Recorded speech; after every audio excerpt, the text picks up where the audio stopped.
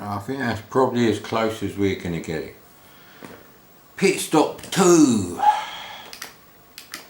Now, Pitstop II, what I remember from Pitstop II, now whether this is only from when I played it as a kid, or you know, ever since I've been playing it on emulators since I never had a C64 to easily, you know, load up stuff on and play on real hardware, which is my preferred choice because I can use a Euromax zip stick, the best joystick in the world. And luckily for you can't buy one anymore, so it's not sponsored content. Don't worry. And the problem, Mr. O, what is the problem, Mr. O? Mr. O! Yeah, get Baldrick to say that. I'll pay you money, Mr. Baldrick. Tony, what's his name? Not Tony Robbins, that's the really tall guy with a banana hand. Now, the problem with this game is the fuel doesn't last long.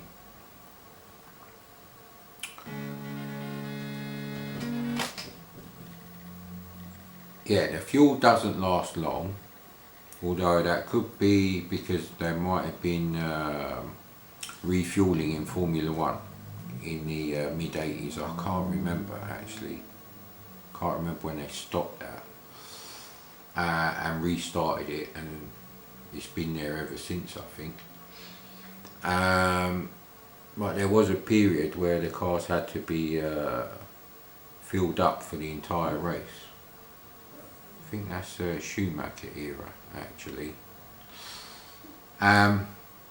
Second thing is the other driver, the computer driver, not your mate, so this doesn't count for two-player mode.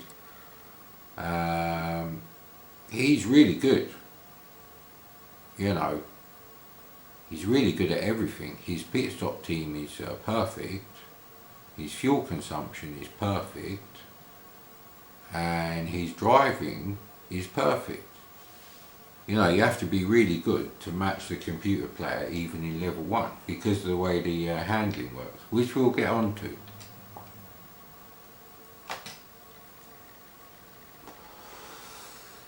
So really, these are problems that you're going to get. Did I mention the tyres? The tyres blow up way too easy, which combined with the way the game works for you know, how you control the handling and cornering angle, does actually get really annoying. So we're going to improve this game. We're going to play it as I wanted it to be.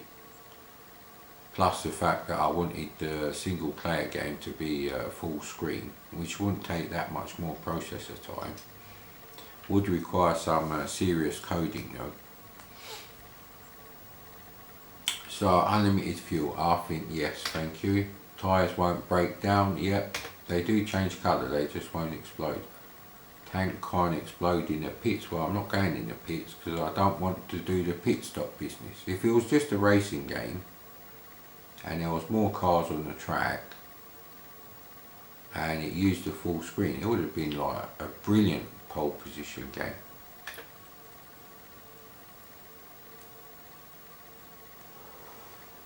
Now I don't know what that does. I presume that means you can crash into the car in front.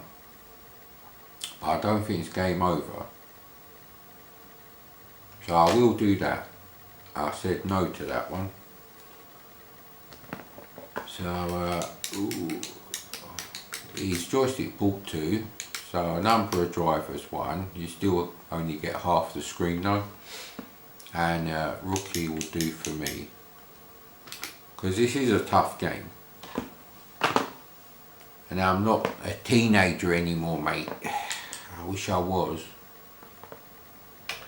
Good, they allow you to use the keyboard. Mr. O. There we go. So, immediately you see, or you don't see, actually that's too damn bright. Oh well, hang on a minute.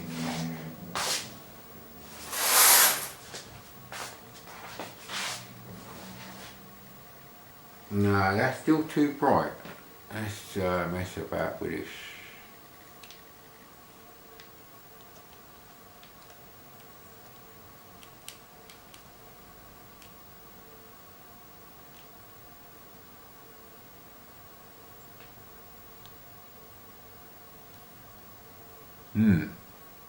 That might work. Let's try those settings. It's a bit flickery on the old camera.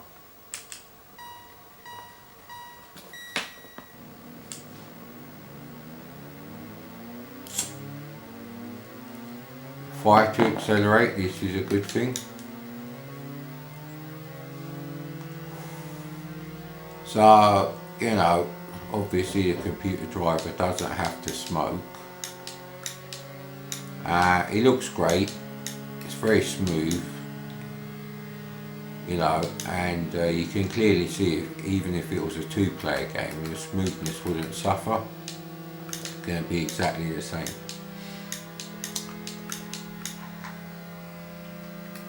So, I mean, if the computer driver wore out his tyres quicker on rookie mode, you know, I'm not saying it should be like that for everyone, but the whole point of having difficulty is, you know, you should have a kids level, which is almost like, you know, the game with, you know, training options on there.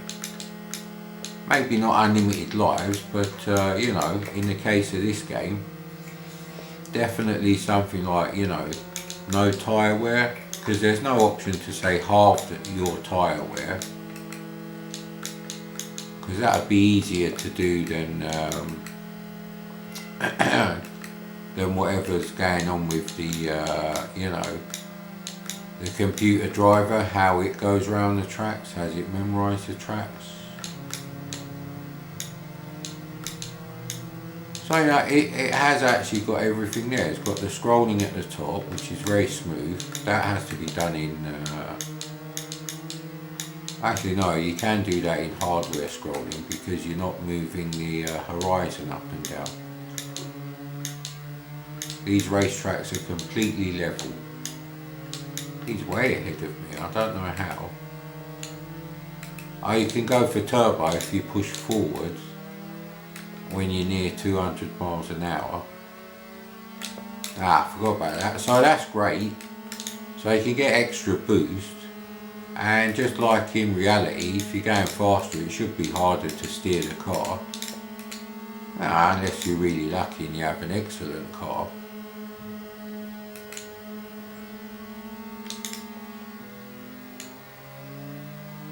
We were getting close to him, but yeah, see, he started using the boost quite a bit. So he does bump into traffic. So I think it's almost like they've got like a set of like movements stored in memory, and it just reads them out for the computer driver. So it's almost like you know, when you're playing Colin McRae or whatever and you do a replay, you do the Ghost Rally where you, you know, you're racing yourself, a ghosted out version of yourself. It's almost like that, and that is the second player, so, you know, but this is a game with some trainer options, as you can see.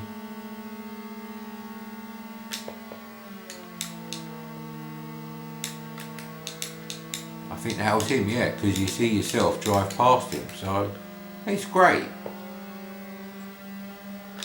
Now on a bigger TV, I suppose the you know, the half screen business is less of an issue, but on a 14-inch portable, that's like having a 7-inch portable ultra widescreen TV. Rubbish. Who wants that? Not me.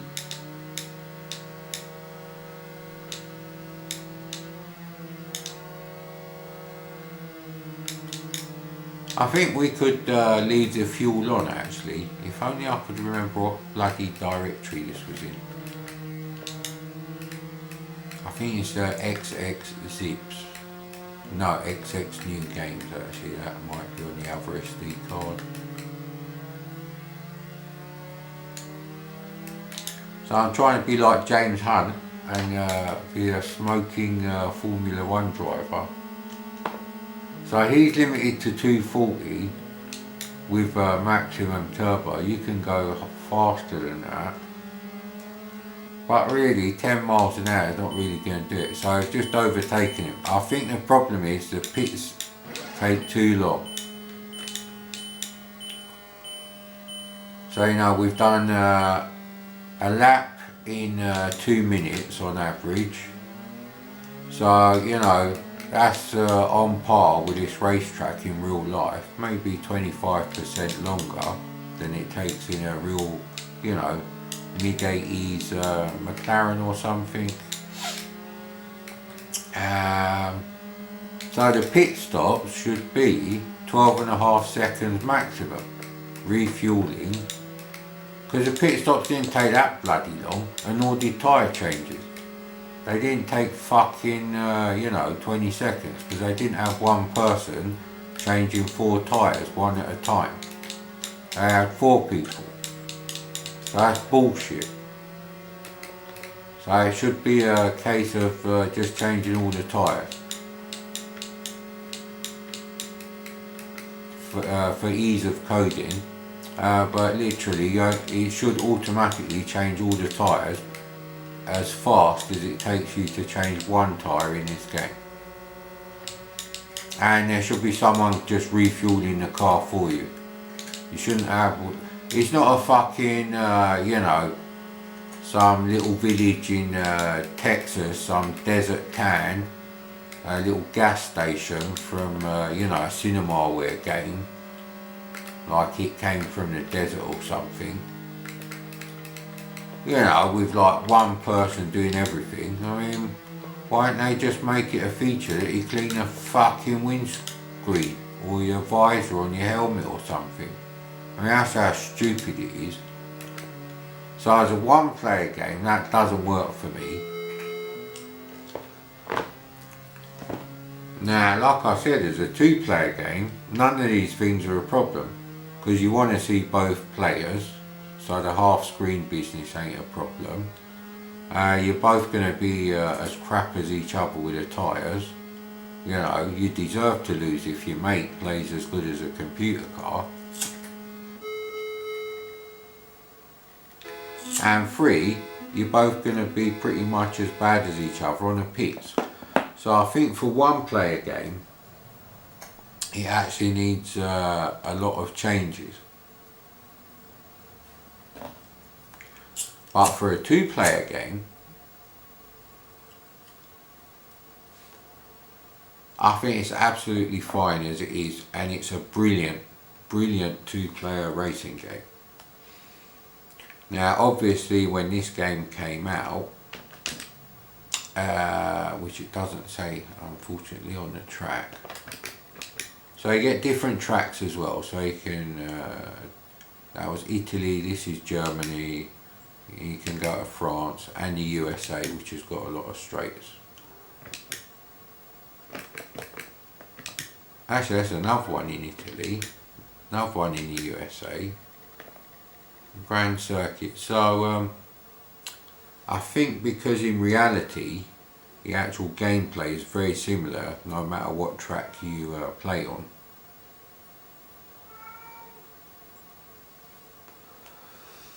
I think that, but it as a 2-player game with a Grand Prix where you do all the, is it only 6 circuits? I'm sure there was more than that. 2, 3, yeah, hang on. No, USA, Italy, France, Germany, England. Oh, that was Brands Hatch, not Italy. You Wally, Mr. O.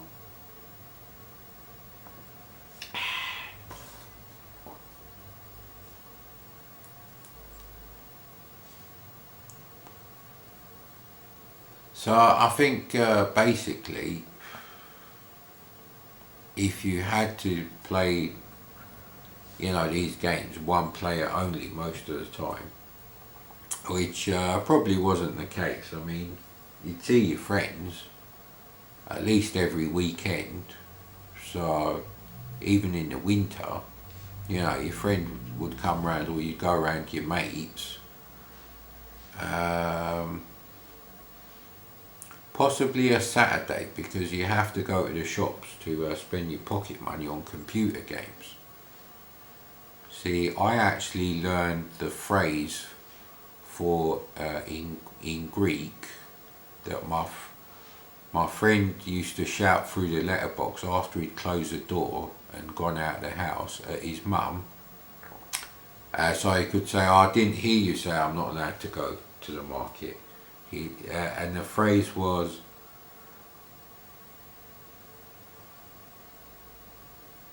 "I'm going to the market."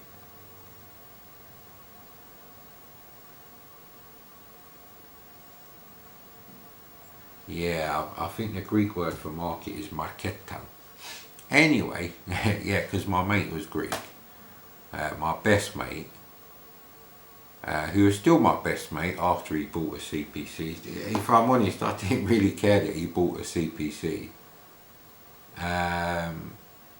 You know, at the time I felt sorry for him, because I can only judge the CPC on the kind of games I like, which is fast action, immediate response, scrolling arcade games. You know, I'd only played Pole Position a few times, even by, you know, 1983 or whatever.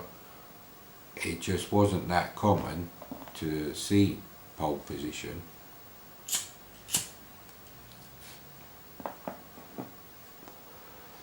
So, but I knew that I wanted a racing game that was full screen, but as much fun as a two-player game of Pitstop II.